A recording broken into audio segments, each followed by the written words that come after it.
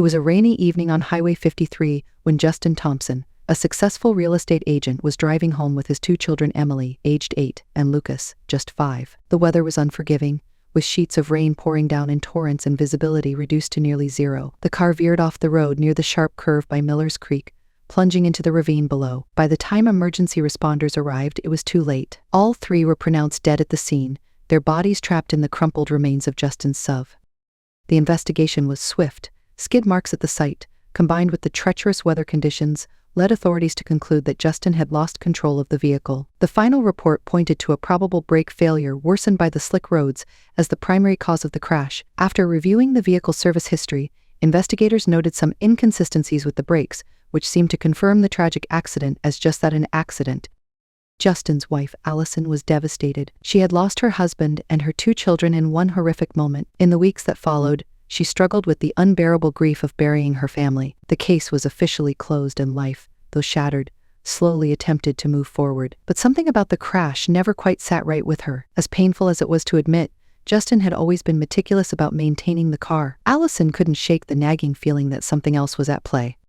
Months passed, and the house had grown unbearably quiet. Allison spent most days holed up in the den, trying to piece together some semblance of normalcy. One late evening, while sifting through Justin's computer to sort out his work files, she stumbled across a hidden folder. Inside were a series of messages exchanged between Justin and a woman named Sarah. Her hands trembled as she scrolled through the correspondence. The messages were intimate, some dating back over a year. It was clear that Justin had been having an affair. The words of affection between them were laced with plans to meet up secretly, and there were even mentions of the children, though in vague terms. Allison felt a mixture of rage and betrayal, but what truly stopped her cold was a particular message from Sarah just days before the accident. "We can't keep living this lie, Justin. You need to make a choice. Either you're with me, or you're not."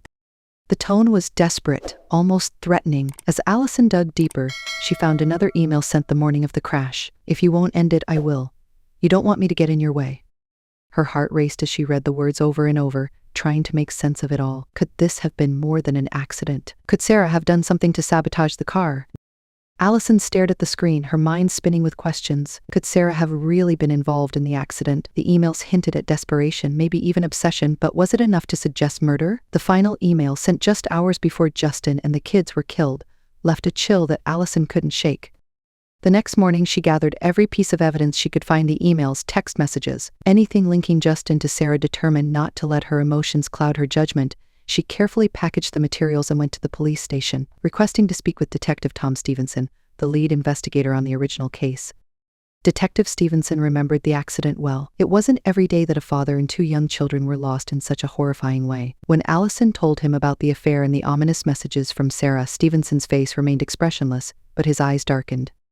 "I'll admit, it's strange," he said, reviewing the emails, "but it's not enough to open the case again, not yet. At least. You're suggesting that Sarah somehow tampered with the vehicle? It's a stretch, but not impossible. We need more than just angry words in an email." Allison nodded, understanding that suspicion alone wasn't enough, but Stevenson wasn't ready to dismiss her concerns either. "Give me some time," he said, standing up and taking the file. "I'll start digging into Sarah and see if anything pops up. In the meantime, don't contact her. Let's keep this quiet." Allison left the station, her mind heavy with doubt and dread. She trusted Detective Stevenson, but her gut told her that Sarah was dangerous, and the truth was far darker than anyone could imagine. Detective Stevenson knew his job well, and while he initially accepted the conclusion of a tragic accident, Allison's discovery couldn't be ignored. That night, he sat at his desk, rereading the emails, the threatening tone, the timing. It was too coincidental. Something was off. He began looking into Sarah Walters. A quick search revealed that she had no prior criminal record and had lived a relatively quiet life. However, as Stevenson dug deeper, small details began to stand out. Sarah had once been a mechanic in a nearby town, a detail that piqued his interest given the supposed brake malfunction in Justin's vehicle. Stevenson made a note to visit the shop where Sarah had worked. If she had the skills to tamper with a car, it could explain the accident in a way no one had considered before. The next day, Stevenson interviewed Sarah's former boss. He confirmed that Sarah had been highly skilled in vehicle maintenance, particularly when it came to brakes and electrical systems. But he also mentioned something else: a noticeable shift in her behavior about a year ago. She was more agitated, stressed, her boss said, especially after she started seeing some guy. "Never said his name, but I figured it was serious." Stevenson left the shop, his mind racing. There was enough to suggest that Sarah had both the motive and the means to cause the crash. He decided to focus on finding concrete evidence linking her to the vehicle. He needed to know if anyone had seen her near Justin's sub in the days leading up to the accident. His first call was to Justin's mechanic. After some initial reluctance, the mechanic finally shared a curious detail. "Yeah, I remember something odd," the mechanic said. "A few days before the accident, a woman came in asking about Justin's car, said she was his assistant or something and wanted to make sure the brakes were in top shape. She was pushy too." "Did she give a name?" Stevenson asked. "No, but I remember she had dark hair, kind of tall. Definitely not his wife." Stevenson's gut tightened. It was Sarah. Detective Stevenson felt the weight of the case growing heavier. He now had confirmation that Sarah had both the motive and the opportunity to interfere with Justin's vehicle. Still, he needed something more definitive, a connection between Sarah and the sub beyond circumstantial evidence. He decided to visit Sarah directly, but not as an interrogator. For now, he would play it cool, just looking for inconsistencies or slips in her story. Sarah Walters lived in a modest house on the edge of town, far enough from prying eyes but close enough to keep tabs on the life she had inserted herself into. Stevenson knocked on her door, and after a moment Sarah answered, her expression calm but guarded. "Detective Stevenson, right?" she asked, recognizing him from the original investigation into the accident. "What can I do for you?" "I'm just following up on some new information, Ms. Walters," he said. "Mind if I ask a few questions?" Sarah stepped aside, inviting him in. She offered him coffee, which Stevenson declined, keeping his eyes on her as she moved around the small kitchen. The room was neat, orderly, a sharp contrast to the chaotic emotions Allison had described in Sarah's emails. "Did you know Justin well?" Stevenson asked, keeping his tone casual. Sarah's face flickered with something, nerves, perhaps, but she answered smoothly. "We were friends, met through work. He helped me with some real estate things." "That's interesting," Stevenson said, leaning back in his chair, "because I've come across some emails that suggest you two were more than friends." Sarah's hands froze midair. Her eyes darkened, but she quickly recovered. "We were close for a while. I won't deny that. But it ended. He made his choice to stay with his family." "And how did you feel about that?" Stevenson asked, watching her carefully. She shrugged, but there was a tightness in her shoulders. "Disappointed, of course. But I respected his decision. I moved on." Stevenson noted her rehearsed delivery, the lack of any real emotion in her words. He decided to push a little further. "Do you remember where you were the day of the accident?" Sarah hesitated for just a fraction of a second. "I was home, detective. I'd just gotten off a long shift at work and spent the day resting. I didn't hear about the accident until later that night." Her alibi was thin, but Stevenson knew that without hard evidence, it wouldn't hold up. He stood up to leave, throwing one last question over his shoulder. "One more thing, have you ever worked on cars? I hear you were quite the mechanic." Sarah's face tightened. "I used to. But I haven't touched a car in years." "Why?" Stevenson smiled faintly, knowing he'd rattled her. "Just curious." As he left her house, the detective's mind raced. Sarah was hiding something, of that he was sure. Her calm exterior was too carefully constructed, and her hesitation when answering basic questions told him that there was more to the story. He was getting closer, but he still needed a smoking gun. Back at the station, Detective Stevenson began re-examining the car's wreckage report, focusing on any details that might have been overlooked. The crash had been brutal, but he wondered if the brake failure could be traced back to something more specific. He pulled up the original mechanic's report and reviewed the vehicle's damage. Then, something caught his eye, a small, seemingly insignificant note about the brake lines. While the investigators had attributed the failure to wear and tear, there was a mention of unusual markings on the brake line casing. Stevenson consulted with a forensics expert who confirmed his suspicion. The brake lines had been deliberately tampered with. Someone had used a tool to weaken them in such a way that the brakes would work fine at first, but fail catastrophically under stress, like a rainy night on a winding road. Stevenson's pulse quickened.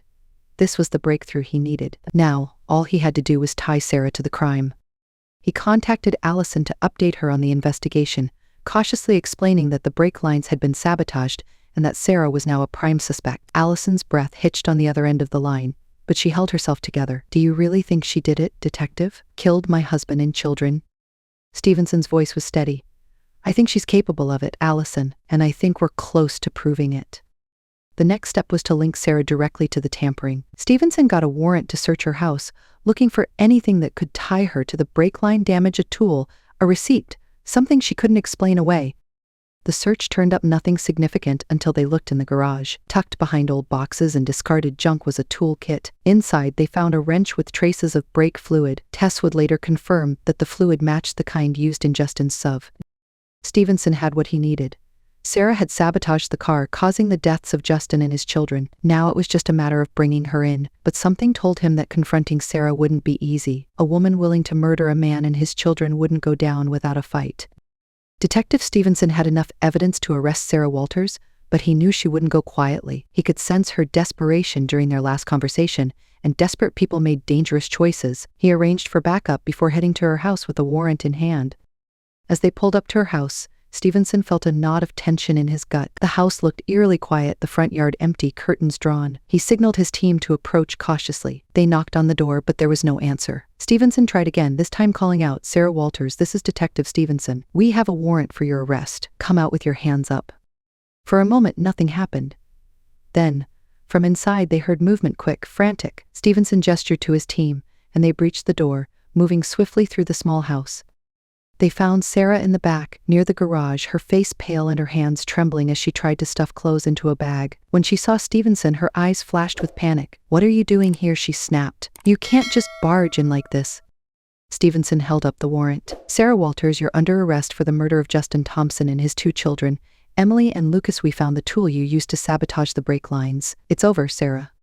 Sarah froze, her bag dropping to the floor. For a moment, she looked as if she might try to deny everything, but then something inside her broke. Her shoulders sagged, and she sank into a nearby chair, her face contorting with a mix of rage and defeat. "He was going to leave me," she muttered, her voice low but filled with venom. "After everything, he was going to stay with her, with that perfect little family. He lied to me. He said it was over between them, that we'd be together, and then he just changed his mind." Stevenson stepped closer, his voice steady. "So you decided to take matters into your own hands. You tampered with the car, knowing he'd be driving the kids home that night."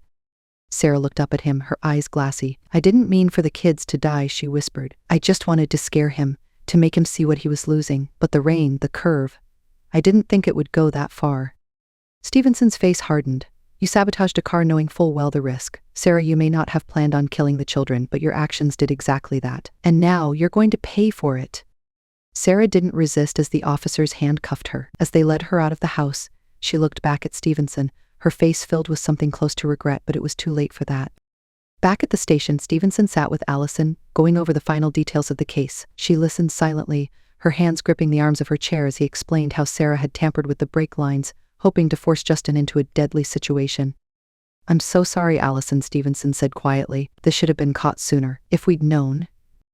Allison cut him off with a weak smile. "You couldn't have known, Detective. None of us could. But now I understand. Now I know it wasn't just an accident."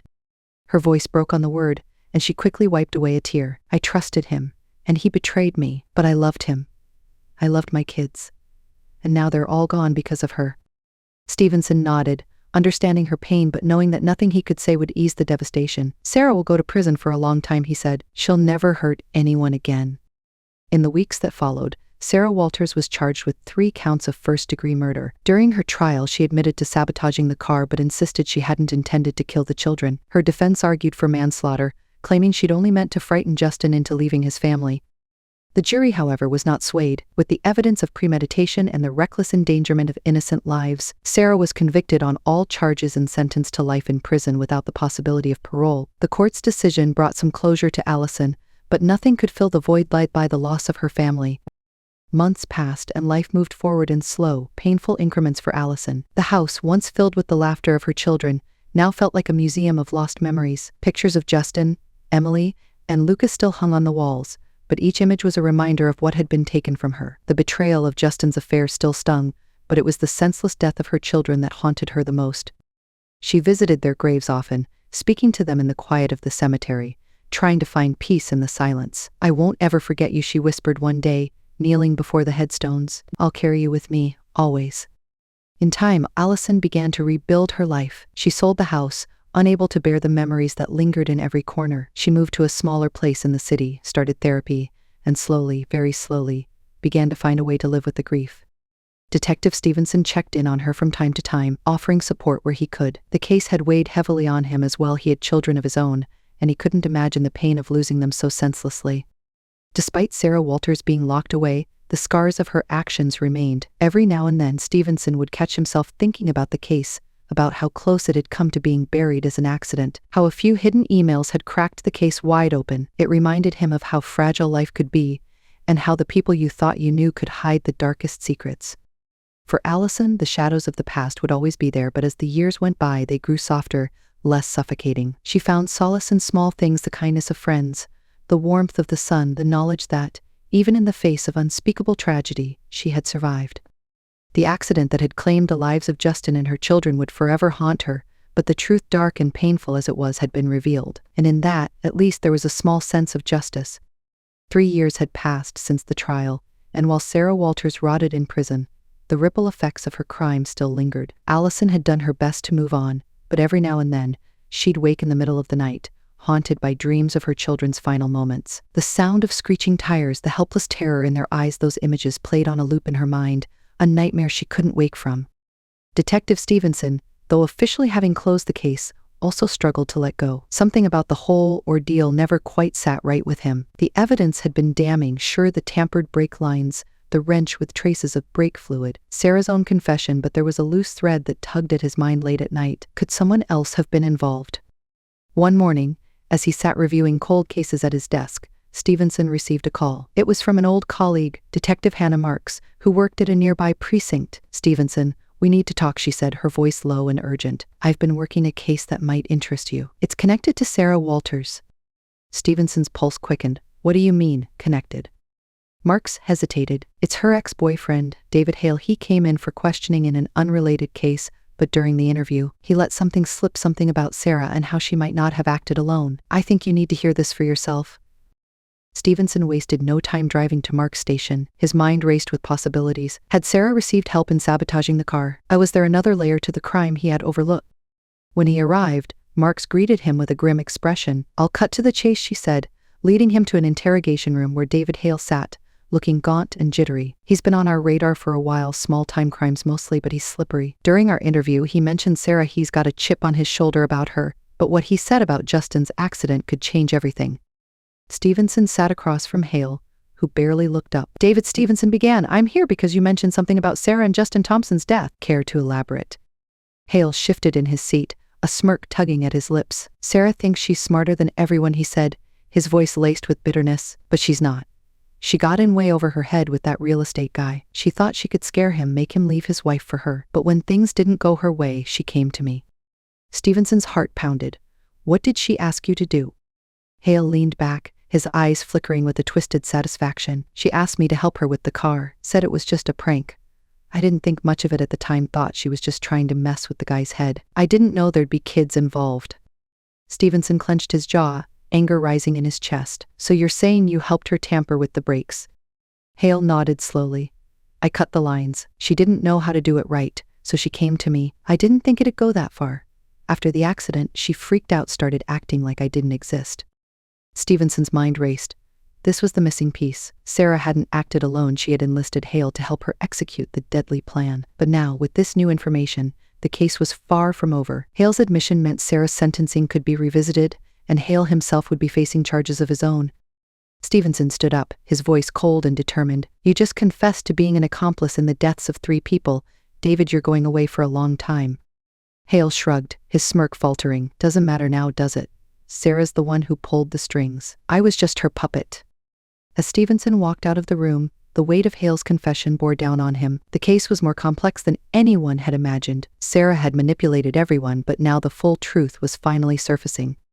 Stevenson knew what he had to do next: reopen the case, bring this new evidence to light, and ensure both Sarah and Hale faced the justice they deserved. But as he prepared to meet with Allison once again, he couldn't help but wonder how she would take the news. Would knowing the full story bring her peace, or only reopen wounds that had never fully healed? Allison Thompson sat in her new apartment, trying to focus on her work when the call came. The voice on the other end was calm but firm. "Detective Stevenson." He had requested a meeting, said there were new developments in Justin's case. Allison's heart sank. Just when she thought she had found a way to live with the past, it came roaring back. When she arrived at the precinct, Stevenson greeted her with the solemn professionalism she had come to expect. But today there was a different energy about him. His eyes, usually steady and reassuring, were filled with a kind of urgency. "Thank you for coming, Allison," he began, guiding her into his office. "I know this is the last thing you want to hear, but we've uncovered something new about the accident." Allison's stomach churned. What do you mean, new? The case was closed. Sarah's in prison. What else is there? Stevenson sighed deeply, folding his hands on the desk in front of him. It turns out Sarah didn't act alone. We've just learned that she had helped someone who physically tampered with the brake lines on Justin's car. Allison froze, her breath catching in her throat. Who? A man named David Hale, Stevenson explained. He was Sarah's ex-boyfriend, and she convinced him to help sabotage the car. We've arrested him, and he's confessed to his involvement. Allison's hands tightened into fists. Her voice, barely a whisper, was laced with a mix of disbelief and fury. So she didn't just kill them by accident. It was premeditated. She planned this, and she had help. Stevenson nodded slowly. Yes, Hale admits that Sarah orchestrated the whole thing. He thought it was just a way to scare Justin. But when the children died too, he panicked. He stayed quiet until now, but we have enough to charge him. Allison felt as if the ground beneath her had shifted again. She had thought she'd come to terms with the tragedy, believing it to be one person's crime of passion, but knowing that Sarah had enlisted someone else to help kill her family, that it had been planned in such cold, calculated detail, made the grief feel fresh again. Why tell me now, she asked, fighting back tears. Why couldn't you just let me move on? Because you deserve the truth, Allison, Stevenson said softly. No matter how painful, you deserve to know everything. She sat there for a long moment, her mind racing with rage and confusion, but then something in her hardened. She wasn't going to let this new revelation destroy her again. Instead, she straightened her shoulders and met Stevenson's gaze. What happens next, she asked, her voice steady despite the storm inside her. Stevenson explained the next steps. With Hale's confession, the case would be reopened. Sarah would face additional charges: conspiracy, possibly even murder in the first degree, given the premeditation. Hale, too, would be charged, and both of them would stand trial for their roles in Justin's and the children's deaths. For Allison, it meant reliving the nightmare again: courtrooms, testimonies, and the gruesome details of the accident all being dragged back into the light. But this time she felt a strange sense of resolve. If this was what it took to fully understand what had happened to her family, she would see it through. The media swarmed the courthouse on the first day of the reopened trial. Reporters jostled for interviews, and the local news outlets ran headlines about the Thompson family murder, new twists in a tragic case. Allison, steeled against the whirlwind, walked into the courtroom with her head high. She had once been a victim of the circumstances. Now, she was determined to find justice. Inside the courtroom, David Hale appeared first. He was gaunt and nervous, clearly realizing the enormity of his situation. His lawyer argued that Hale had been manipulated by Sarah, that he had no idea anyone would be killed. But the prosecution painted a different picture: a man complicit in a heinous crime, who had willingly tampered with a car, knowing the danger it posed. When Sarah took the stand, the tension in the room was palpable. She looked thinner, her once cold confidence now replaced by a hollow emptiness. But when she was asked to speak, the venom resurfaced. It was never supposed to happen like that, she said, her voice sharp but cracking. Justin, he ruined everything. He was supposed to choose me. He lied to me over and over. I just wanted him to feel the same pain I did. Her admission sent a ripple of shock through the courtroom. She confessed to orchestrating the sabotage but claimed the deaths of the children were never part of her plan. Still, the jury wasn't convinced. Sarah's obsession had driven her to take deliberate, calculated actions, and those actions had led to the deaths of an innocent man and his 2 children. Over the next several days, testimony after testimony piled up against her. The wrench with the brake fluid, the emails filled with threats, Hale's confession, they all painted a damning picture. On the final day of the trial, the jury returned with its verdict. Sarah Walters was found guilty of 3 counts of first-degree murder and conspiracy. David Hale, while receiving a slightly lesser charge due to his cooperation, was sentenced to life in prison as well. There would be no parole for either of them. When the verdict was read, Allison didn't cry. She didn't even flinch. She had prepared herself for this moment, and now that it had arrived, all she felt was exhaustion. Justice had been served, but it couldn't bring back what she had lost.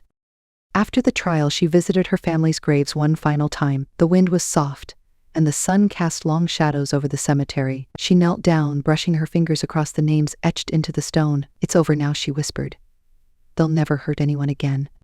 Standing up, Allison realized she would never truly heal, but she could move forward. The weight of the past would always be with her, but the people who had taken her family from her were gone. There was a kind of peace in that. As she walked away from the gravesite, the breeze carrying away the last remnants of the storm, Allison knew she could finally start living again. The darkness would never fully leave, but she would no longer be consumed by it. With the verdicts handed down and Sarah and David both behind bars, Allison felt a strange sense of closure. The courtroom battles and the endless revisiting of the worst moment of her life were finally over. There would never be peace in the way she once knew it, but there was something that felt like justice, and that was enough. A few weeks later, Allison visited her family's graves for what she hoped would be the last time in a long while. She placed fresh flowers at their headstones, her fingers tracing the names she'd whispered in countless dreams. "I've done all I can," she said softly. "I hope you know that." She stood for a moment longer, letting the silence wash over her. Then, with a deep breath, she turned away and walked back to her car. For the first time in years, the weight on her shoulders felt lighter. The ghosts of the past would always be there, but now, Allison had learned how to live with them, not under them. She drove away, the long road ahead bathed in the warm light of a setting sun. The storm had passed, and life, though forever changed, could finally move forward.